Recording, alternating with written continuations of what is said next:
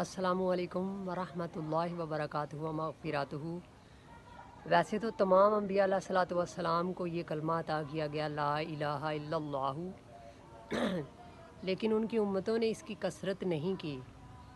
تو اللہ رب العزت نے فرمایا کہ بہترین امت جو ہے وہ امت محمدیہ صلی اللہ علیہ وسلم ہوگی، کیونکہ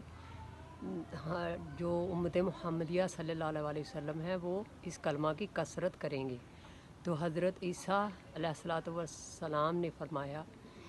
کہ حضرت محمد صلی اللہ علیہ وسلم کی امت افضل ترین اس لیے ہوگی کہ ان کو ایک ایسا کلمہ عطا کیا گیا جو ساری امتوں کو عطا کیا گیا، لیکن انہوں نے اس کی کثرت نہیں کی، اور امت محمدیہ صلی اللہ علیہ وسلم نے اس کلمہ کی افضلیت کو سمجھا اور اس کی کثرت کی، اس لیے یہ امت جو ہے یہ سب سے افضل ترین امت ہوگی، اور ان کے نیکی کا جو پلڑا ہوگا وہ